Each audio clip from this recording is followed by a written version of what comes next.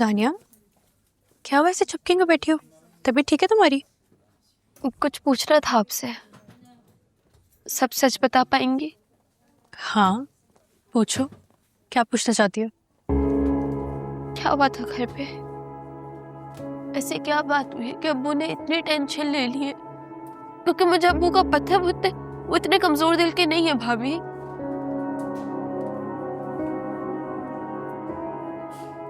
भाभी मुझे सच पता है, घर में कोई लड़ाई हुई थी।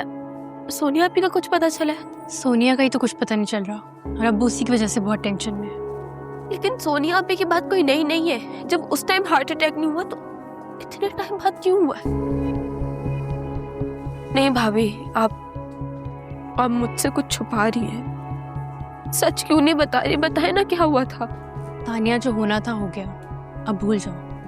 और यार दुआ करो कि आगे सब कुछ सही रहे।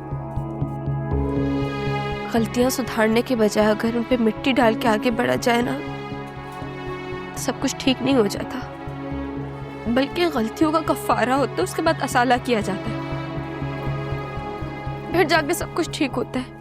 ठीक कह रही हो, और सुलह होना भी चाहिए, लेकिन जब कोई अपनी गलती मानने को तैयार ही ना हो तो कैसा कफारा और कैसा अजाला? इसका मतलब है मैं ठीक सोच रही थी। घर में फिर कोई लड़ाई हुई होगी, अम्मी ने ओवर रिएक्ट किया और अब्बू से इस दफा बर्दाश्त नहीं हुआ भाभी, है ना? ऐसा ही हुआ है। और इस बार बात उस हद तक पहुंच गई थी कि मुराद ने घर छोड़ने का फैसला कर लिया था। और तुम्हें पता है, आंटी ने मेरे किरदार पे उंगली उठानी शुरू कर दी थी, और ये बर्दाश्त नहीं हुआ अब्बू से। बस सादिया, बहुत सुन ली मैं तुम्हारी, अब और कोई एक्सक्यूज नहीं सुनूंगा तुम्हारी मैं। तो अभी इसी वक्त मेरे साथ मेरे घर चल रही हो, और जब तक नियाज हुसैन की तबीयत ठीक नहीं हो जाती तुम और रमला मेरे साथ रहोगे। नहीं भाईजान, माजरत के साथ मैं ये बात आपकी नहीं मान सकती। अव्वल तो जब तक नियाज हुसैन हॉस्पिटल में है मैं यहीं रहूंगी, और अगर किसी मजबूरी के तहत घर जाना भी पड़ा तो मैं अपने घर जाऊंगी, आपके नहीं। क्या हो क्या गया तुम्हें? क्यों क्यों नहीं जा सकती मेरे घर? मेरा घर जो है वो तुम्हारा मैका है।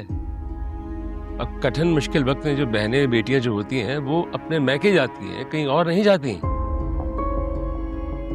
मुझे तुम्हारे शौहर पर रत्ती बराबर भी भरोसा नहीं है, इसीलिए बेहतर होगा कि अपने शौहर को यहाँ से ले जाओ।